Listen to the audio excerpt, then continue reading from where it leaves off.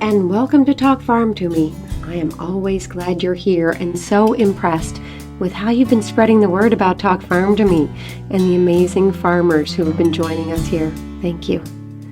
It's because of you that we have so many listeners coming back episode after episode.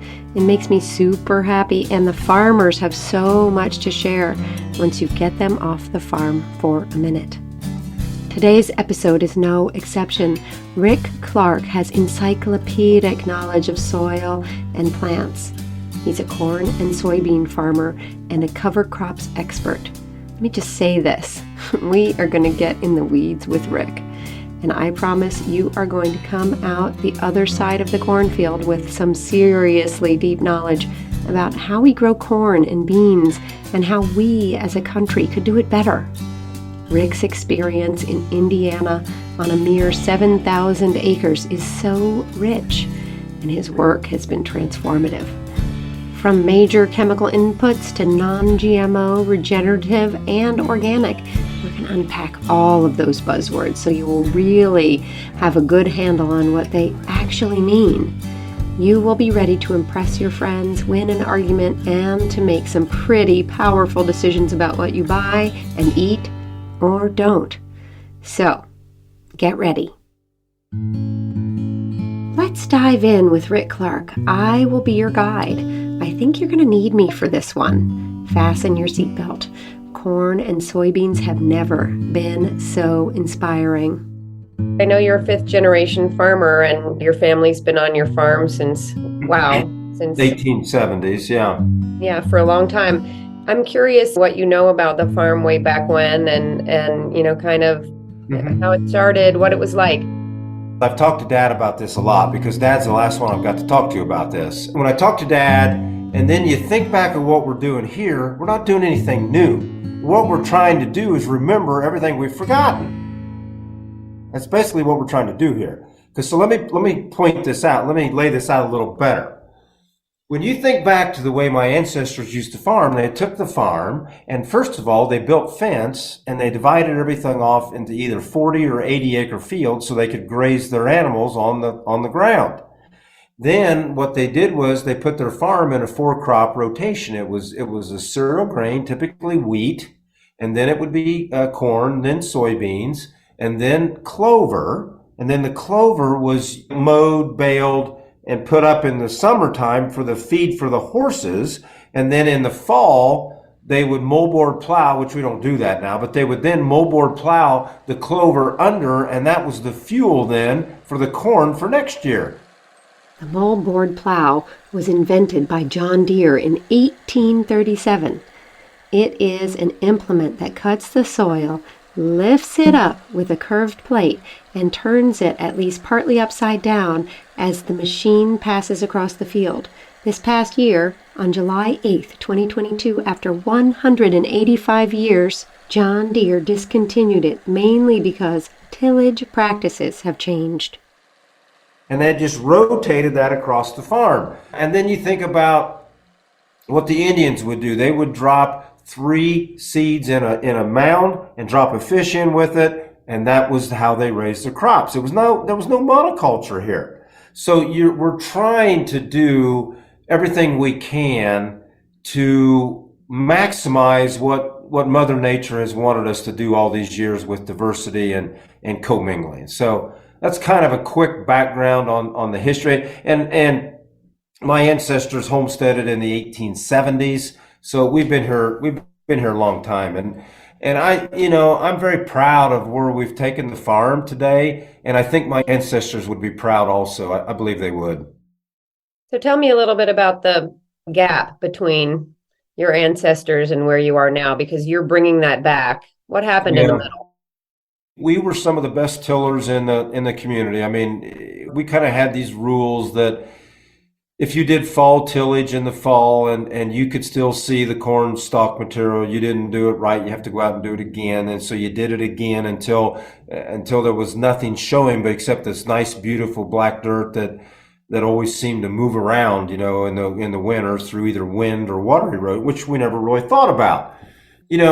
We didn't think about fuel. We didn't think about how many trips across the field. We didn't think about this stuff.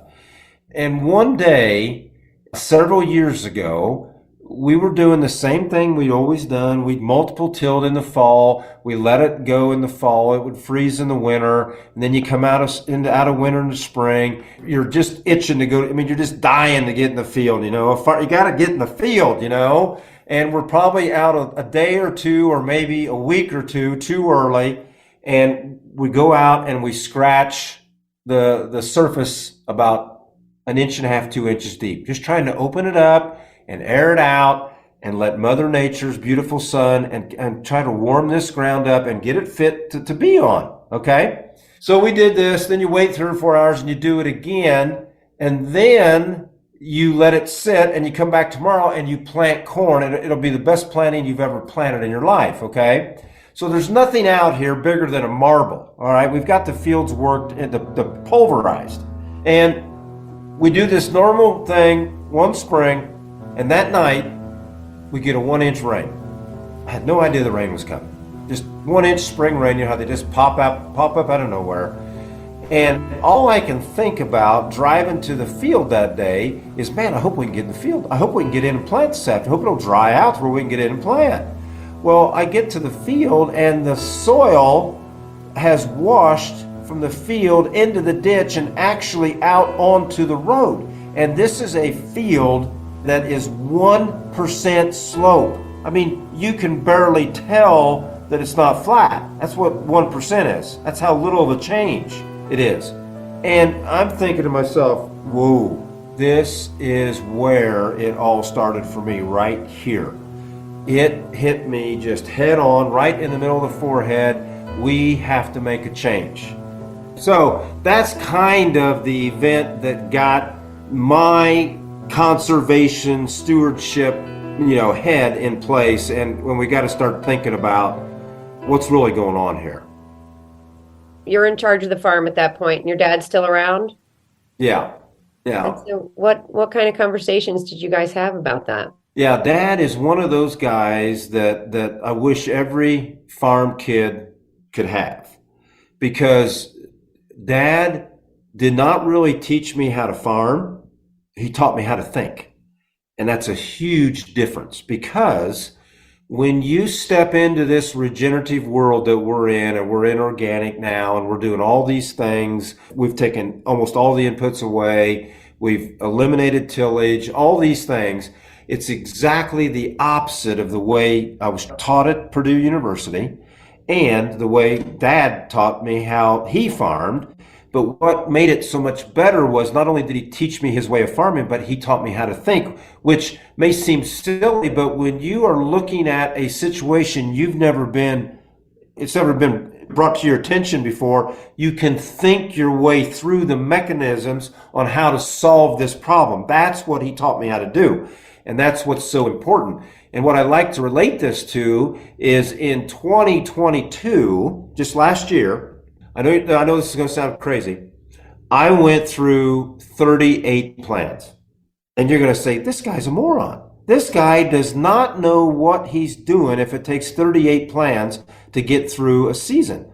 Well, maybe so. Maybe I don't know what I'm doing. But I think the real answer is, this is a living, breathing, dynamic system that's changing by the minute, and Mother Nature is constantly throwing curveballs and humbling you along the way, and you have to be able to bend and flex and adapt and be able to change in a moment's notice, and that's what I'm pretty good at doing.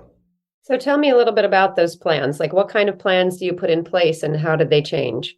Yeah, for example, I am very adamant about row spacing. So what I mean by that is we have a 20-inch row corn planter, and we usually plant our soybeans on 20-inch rows also, because I have a 70-30 rule, and the 70-30 rule is this: 70% of the weed suppression that is happening in our organic system is due to the cover crop. A cover crop is any crop grown to cover the soil and may be incorporated into the soil later for enrichment. Popular cover crops include alfalfa, rye, clovers, buckwheat, vetch, and plants like that. The other 30% of the suppression is due to the cash crop canopy. So the cash crop comes up, it grows, and it touches each other and canopies out the distance between the two rows of your cash crop. That's the canopy. That canopy stops sunlight, which then stops all life, okay? So we need to have the thatch, the mulch, the whatever you want to call the cover crop. You're good on this now, right? When he says cash crop, he's talking about corn or soybeans, okay? Those are the crops he's selling for cash, and they contribute to weed suppression as they grow by providing shade in the form of a canopy. And the cover crop does the rest by covering the soil and making it harder for the weeds to take hold. We're laying down, that armor has to be there long enough to get us to canopy. Okay, in 22, I've never had this happen before. We've been doing this a long time. We planted our cover crop in the fall of 21. It looked pretty good. I mean, nothing stood out to me like thinking, oh, this isn't going to work. It all looked fine. We went into the winter, but two things happened. The first thing is we got a Canada clipper that came down in January or February. I think it was January. We did not have any snow cover, and we went to 30 to 40 below zero. That's not good. That's hard on cover crops. Okay, that's number one. Then number two, we came out of the spring and I thought, we might have half a stand here. We might be okay. Well, then on April 28th, we got another frost. And that frost took out 90% of what survived that Canada clipper. So we are coming into the spring with no cover crop. And typically, we need a minimum of 8,000 pounds of biomass. Very simply, biomass is renewable organic material that comes from plants and animals. It's the total quantity or weight of organisms in a given area or volume, and Rick knows just how much he needs to grow a successful cash crop. In this instance, he needs 8,000 pounds. I've got less than 2. So, all the grand plans were made in December. You know how it is. You're going to sit down and you're going to all your grand plans. Well, we're already throwing the first 4 out the window because I decided that we cannot take a chance and plant our beans on 20-inch row spacing because we'll never hold the weeds back with my 70-30 rule. There's no 70 to hold the weeds back from the cover crop. So I decided to pull the drill out, no-till air seed or whatever you want to call it. It's 7.5-inch spacing, and we jack the rate up to 270 to 280,000 soybeans per acre because I wanted the density of the soybeans to become the weed suppressor. So more canopy and less cover. Right. We're still trying to pull off the same thing. We're just flipping the role here. There is no cover crop to do the first part. We're going to have the beans do the first part. So it worked pretty good. The plan worked good. You could drive around the farm and you could tell, I can see some weeds coming, but it still looks pretty good. Well, then we hit 7 weeks with no rain and 92 degrees. And we are really starting to suffer. Now, everyone always asks me, did we hold up better than our neighbors did? Because that's one of the things that people want to attribute to a regenerative system is its resiliency, okay? And I'm going to answer it this way. Our system is more resilient than our neighbors, but we can only go so long.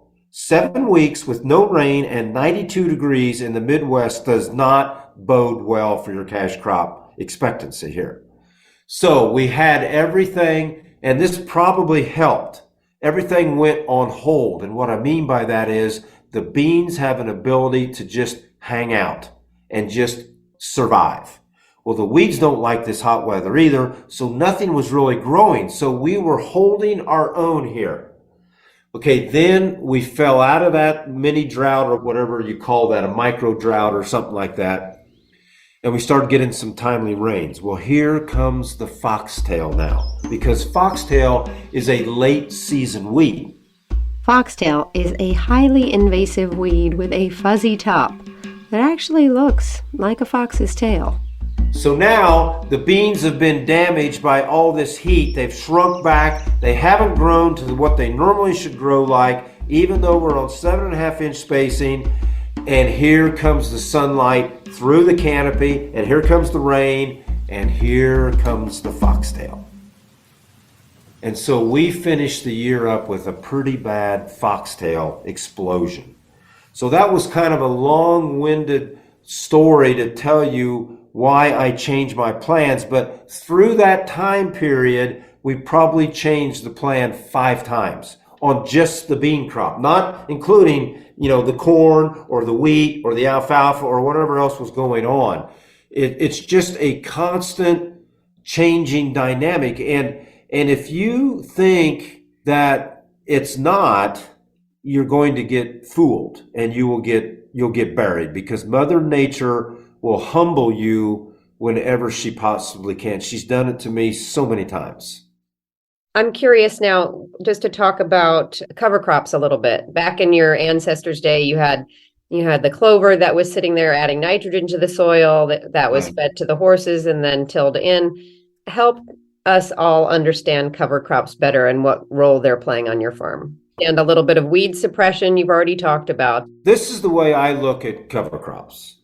If you're going to take the effort to do your research and figure out what species you think would work the best in your situation, when you take the attention and the care to plant a cover crop cocktail, and a cocktail is a multiple plant species, okay?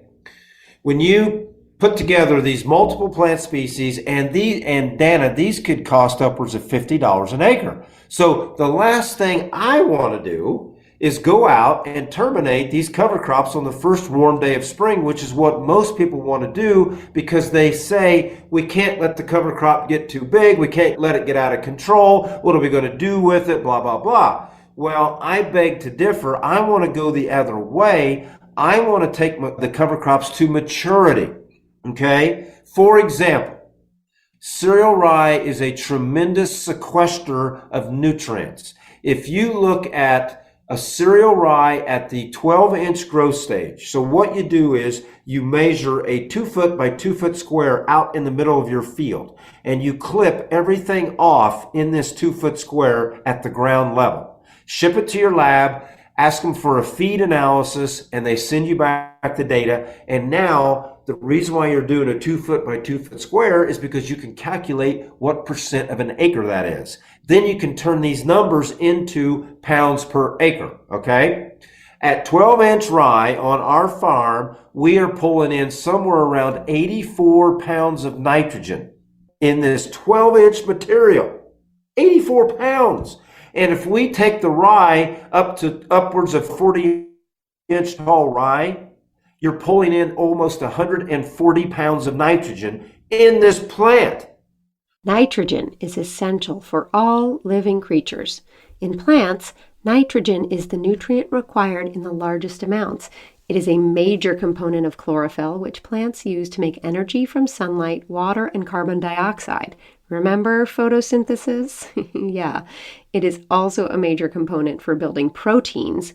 Without proteins, plants die. So, super important.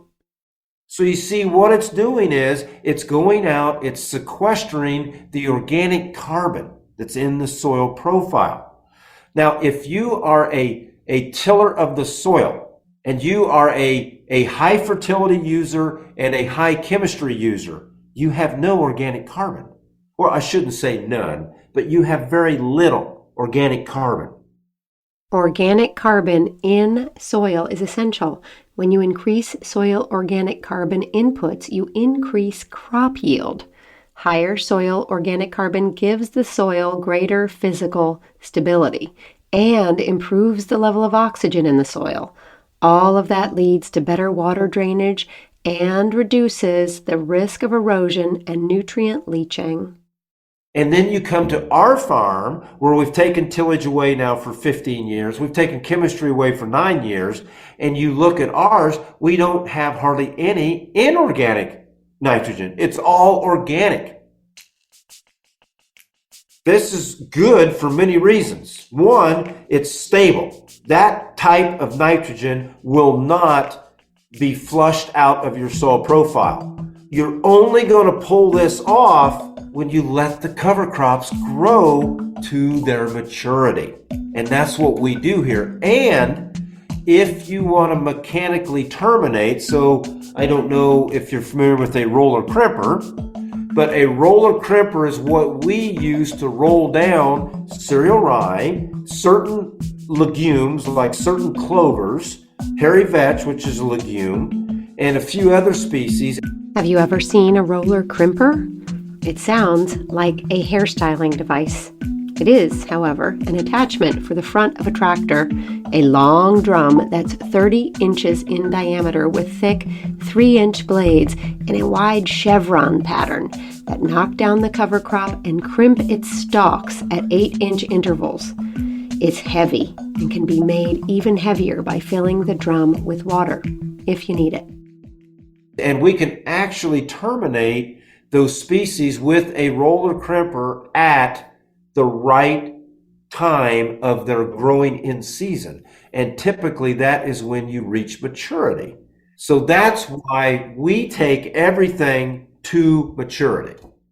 So when you do that roller crimper over all of this, it's just flattened out in your field. Yep. So cereal rye, let's just stay there for a minute. So what we like to do, and this is what I call farming green, okay? This is when we plant a cash crop into a green growing cover crop. And we do not terminate until after we've planted. I learned this a long time ago, and this is what we do. So what we like to do on soybeans is plant into cereal rye at what's called boot stage. And that is a certain stage development of the plant of the cereal rye at its growth stage. And another way to say it would be flag leaf. At the very top, it'll put out a leaf that actually turns 90 degrees and kind of looks like a flag hanging out there. That's the flag leaf stage or boot stage. We want to plant our beans at this point, and I don't know if I described where I'm from accurately enough. I farm in west central Indiana. I am straight east of Champaign, Illinois, and I'm right in line with the Iowa-Missouri border. So that kind of pulls me into where I'm at, right on the Illinois-Indiana line, okay? And for us, and it's not a date thing, it's a growth stage thing, but for us, boot stage is right around April 28th, somewhere in that last week of April, first week of May, okay? Then anthesis is when it's dropping pollen, and what's happening is the lignin is at the highest level in that stem of the cereal rye, and it makes it very brittle. Are you tracking? Anthesis is when a plant is dropping pollen. Lignin is found in plants, particularly seeds, whole grains, and vegetables. The name derives from the Latin word for wood. So when it's high, the plant is most brittle. So the roller crimper is coming along and just lays it down, and it's flat. And now, Dana, we've got this mulch that we just laid down. It's a foot deep. So that's how we're suppressing the weeds, and that's how we're feeding the microbes from the bottom up now, because they are going to consume this cereal rye plant and turn it back into organic carbon, organic nitrogen, organic P and K. P and K is phosphorus and potassium, which together with nitrogen amount to the main nutrients plants need to thrive. Phosphorus, the P, plays a crucial role in plant processes like photosynthesis, respiration, and energy storage and transfer. Potassium, the K, its benefits include increased root growth, improved drought tolerance, and enhanced photosynthesis. And that's how I look at my definition of regenerative. We are regenerating the nutrients that are deep within the profile, pulling them back to the surface, letting them grow through a living plant, terminate the living plant without chemicals, and let that plant break down and release those nutrients back through the profile that now your cash crop can get a hold of. So it's just a beautiful thing. We're just turning this into a cycle now. And we're trying to figure out how to maximize what that cover crop was intended to do for us. I have a dumb question. So I've got my soybean plants and they're growing in the middle of this cereal rye. It's a Yeah. machine Yep. that goes in and crimps rolls the the rye beans and the and rye leaves down the together. beans. Yeah. So they're just sitting there and they're fine. Yep, the beans will get knocked down with the rye and they'll stand back up. There's so many things happening here. The timing from boot stage to anthesis is about 40 days. And in 40 days, your soybean plant will be at V2.5 growth stage or less, okay? That's why the roller won't hurt. But if we wait very long past anthesis, the beans are going to get too tall, and then we're going to break branches off and we're going to shred leaves. We have to play within this window here. So what I always say is, if you're going to err toward any direction, err planting after boot stage, because you're in that 40-day window, which you've now made narrower. You've given yourself more time, if that makes sense. It does make sense. Now I don't feel like that was a dumb question. No, That was a good there's no question. dumb questions. That was a good No. question. You will knock the beans right down and they're going to stand right back up. Amazing. Okay, I have another question.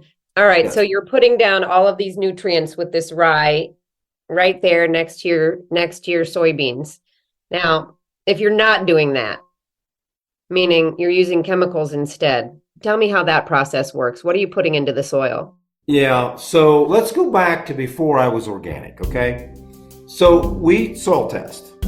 And I never really liked the traditional soil test because the extract they use is high acid. And they're actually treating the soil as if it was dead. And I don't like that. So I go with the Haney soil health test. And it treats the soil more like it's alive.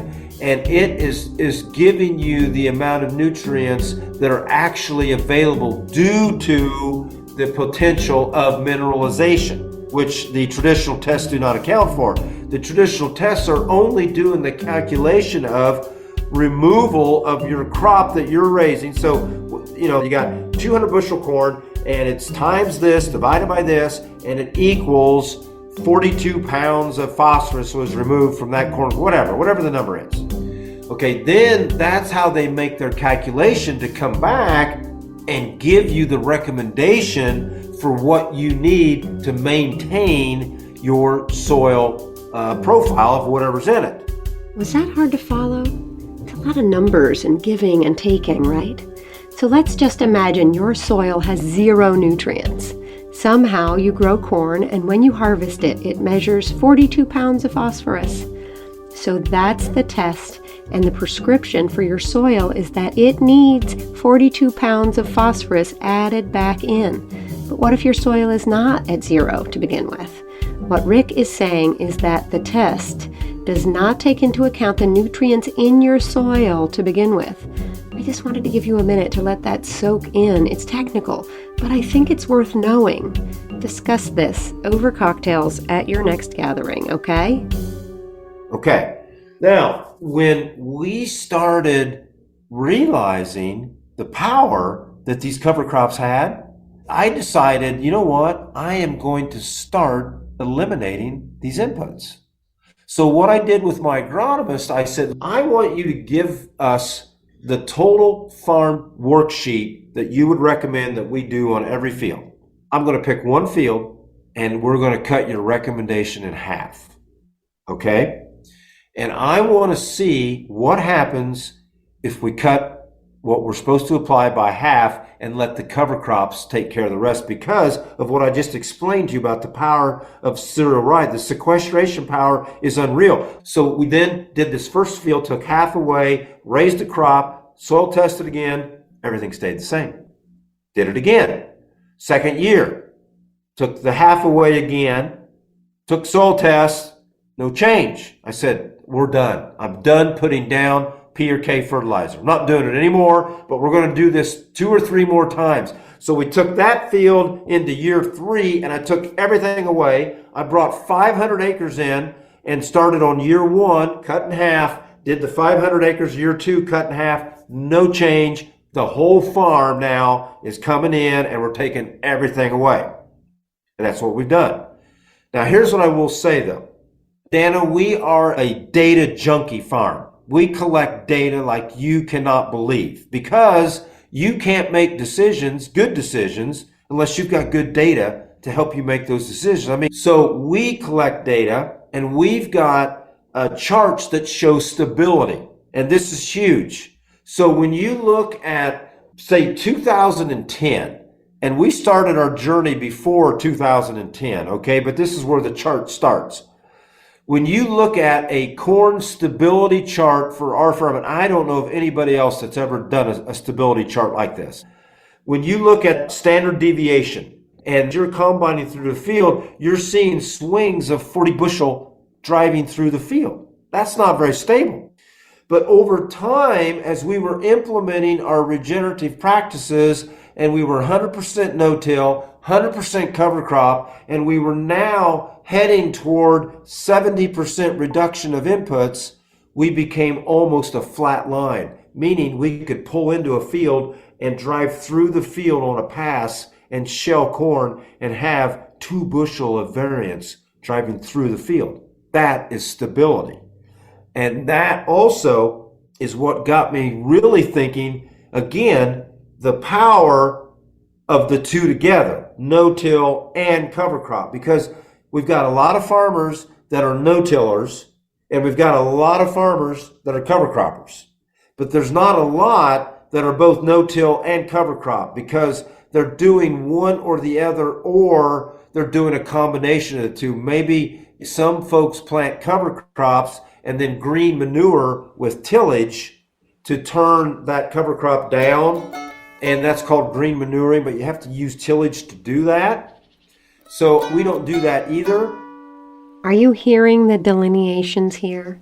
Green manure is tilling cover crops into the soil, so the nutrients get in there. But when you till, you are disturbing the microbial communities there, and Rick is no longer about that.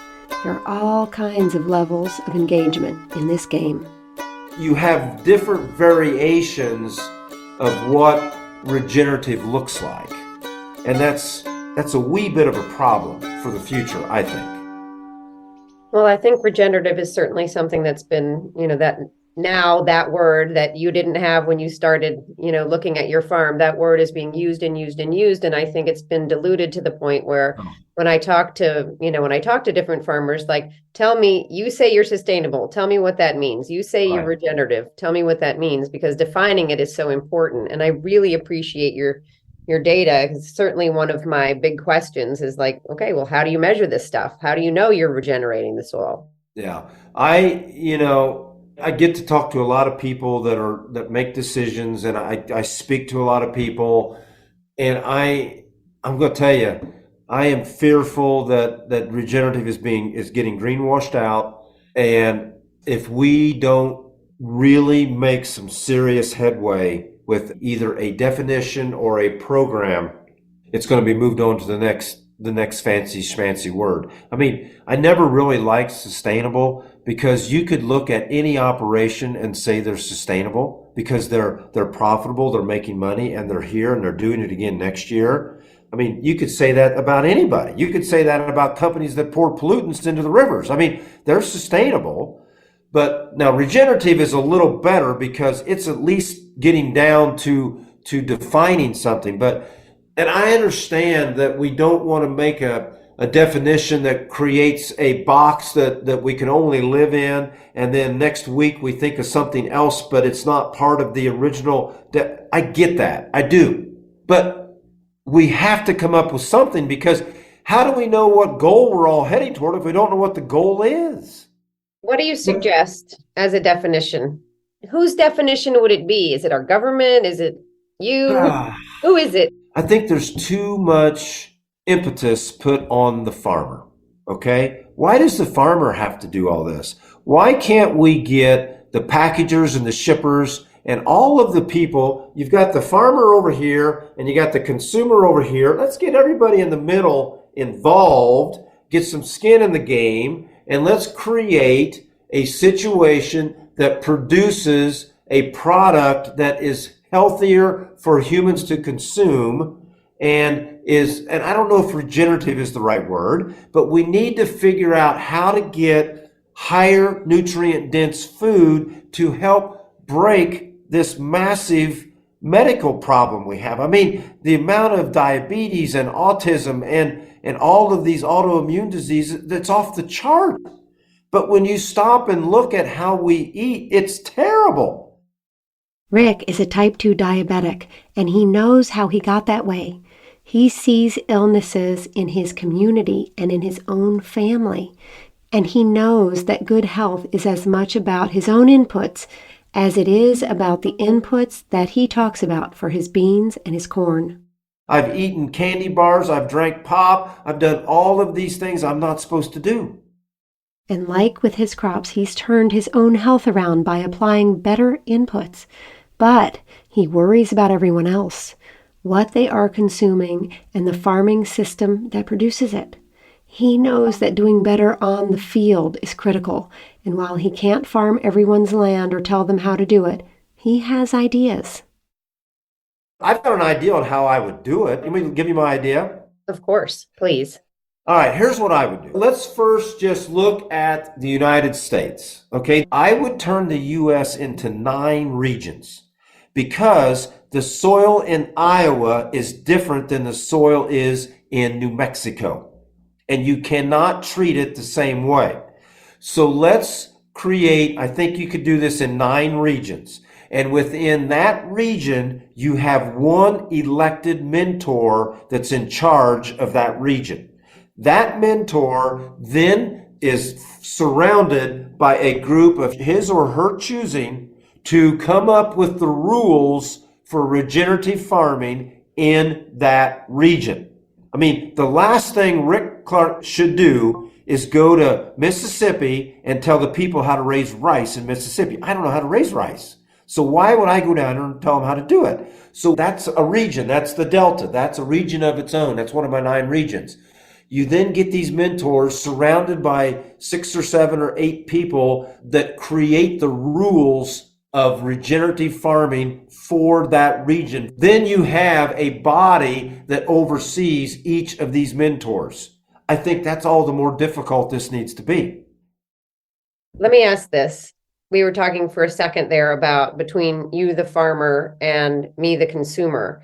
And there are all of these players there in the middle. Now, I know you have some history with companies and businesses who have come to you and said, my customers want non-GMO products. And that means if I'm going to feed my cows and milk them for non-GMO dairy, for milk products, then I need to get corn from a farmer who can do that. Right. Now, so I think this is an important conversation to have, especially when we're talking to the consumers out there. We've got consumers who are listening and they have power and they have a role. Oh, yeah. So I want to talk about that chain because there are a lot of very interesting players in there between me and you. And you've got your job and I've got mine. So, how does all that work in your eyes? Let's talk about a couple of things that first come to my mind. Think about what would make a shipper's life so much better to ship a perishable product like tomatoes. We're going to pick them green because you can't they don't bruise, they don't bust open and juice goes everywhere. So we're going to pick them all green and then we're going to ship them green, and then by the time they get to the stores or the shelves of the store, they're going to just maybe be starting to turn ripe for the consumer to pick and take home and think they've got a nice, beautiful, fresh tomato. Now, did the nutrient density go down because I'm going to guess yes, a little bit because the fruit was picked before it was mature. Okay, that's one way I would look at that. So we got, again, this is where the shipper comes in. And I'm telling you, this is only being done because the shipper is demanding this, okay? Now let's go to oats. I love talking about this one. This one will blow your mind.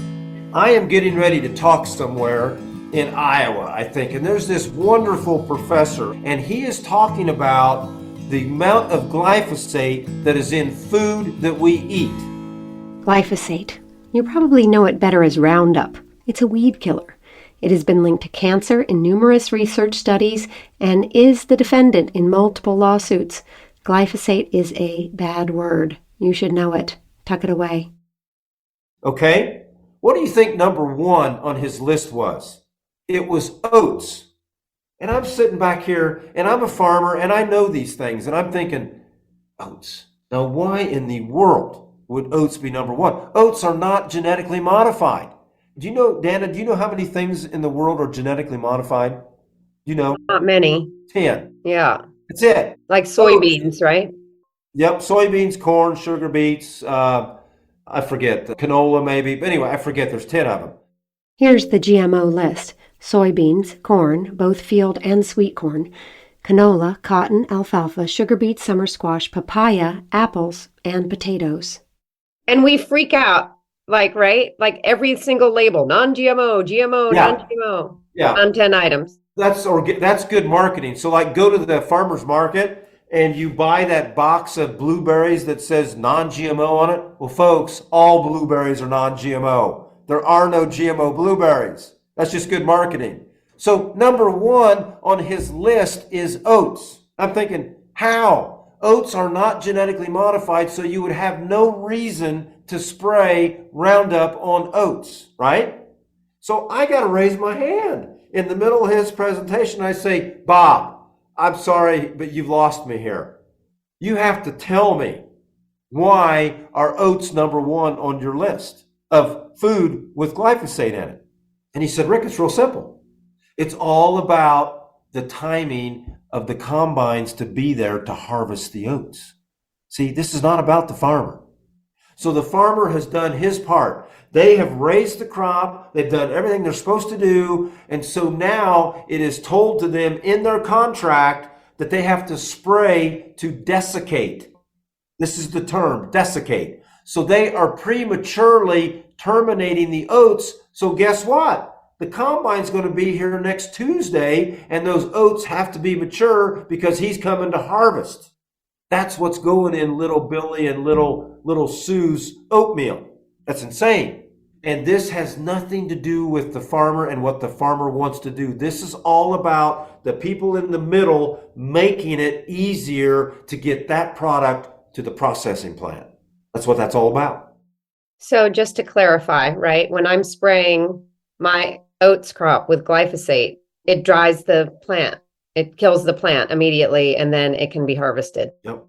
I just think that consumers have absolutely no idea, and they've heard of the lawsuits with Roundup, and they've heard that it causes cancer. And how do you know if it's in your food or not? That day is coming, Dana, where we're going to be able to test this with our phone. We will. It's coming. But you know, what I try, and there are so many good farming operations around the world that truly care about what we're doing for human health, okay? So my recommendation is to people, first of all, organic is better than the alternative, okay? But not all organic is good. But organic is better than just buying an apple from the shelf over here. If you can afford it, always buy the organic apple versus the non-organic apple. I mean, my God, apples, the amount of spray that gets sprayed on them is unbelievable. I tell you, Mother Nature, she has absolutely guided me on where I'm supposed to be going. And thank God I paid attention to the signs that she was giving me. And I took advantage of them. And that was one of them, was going organic. I think right now, Dana, I think there's so many things that need to change. I think sometimes the mindset is we have to hit a home run or we're not going to, it's either a home run or nothing. And I don't think that's the right way to look at it. A lot of little singles add up to a lot of good things. So let's do a lot of little singles along the way. Let's talk about this single. What if you demonstrate with money, in addition to the stability charts, all that hard work that Rick has done, and it is such hard work, day in and day out, and all that data. What about the money? Let's just talk inputs, because as a commodity farmer, you can control that. What are the expenses for synthetic inputs versus the seeds for the cover crops? Yeah, I think right now, if you were to raise an acre of corn with full inputs, chemistry, fertility, I think it's around $800 an acre, $850. And you could put out a $50 cocktail of species to do the same thing. Do you have a hard time getting people to believe you, to believe that? I do until I show my data because I'm living it. I'm in the game with them and I'm trying to show them that you can do this. I so much believe in our system that we are now heading into year 5 of no crop insurance, no government subsidy payments, no government programs, nothing. I am getting money because, see, people want to say that, well, Rick's just relying on the government check. No, because look, I do not want to be a hypocrite. You got to do this, you got to do this, you got to take it all away, and then I'm going to stand here with my hand out. Okay, government, where's my subsidy payment because my corn crop didn't do what I thought it should do? No, I don't roll like that. So no insurance, no government subsidy payments, no one out there is subsidizing Rick's farm. Nobody. So again, are you going to reach everybody? No, you're not. Singles. Yes. We need a bunch of singles. Singles score runs too. Wow. I have never spent so much time in a soybean field, have you? And the things that you can learn there, astonishing. I mean, you look out across those green acres and you think, oh, it looks so simple. Well, now you know it's anything but simple. And knowing what you know now makes your job harder as a consumer. But you have the power to demand change one grocery shopping trip at a time. This is Talk Farm to Me, where you find honest conversations with serious farmers. Your job is simple. Be here. Hear them. Know that they are out there getting important work done on our land for our benefit. And some farmers, like Rick Clark, are making it more challenging for themselves as they pioneer their way back to a healthier, better way of farming for themselves, for us, and for the land. Find Rick and more information about what he's up to at farmgreen.land. I am pretty sure he's not done yet. As a matter of fact, Rick and I talked forever, and I'm really mulling over the idea of bringing you 2 mini-sodes on parts of our conversation that had to do with carbon credits, what to do and what not to do, and organic farming, Rick's hot take that will blow your mind, did mine at least. So, if you're good, I will share. Stay tuned. Thanks for being here. If you found this interesting, share it with a friend. That's exactly how it's gotten so many listeners so far, from you sharing it, one episode at a time. Coming soon, in addition to some mini-sodes with Rick, irresistible walnuts, beef, and, well, Temple Grandin.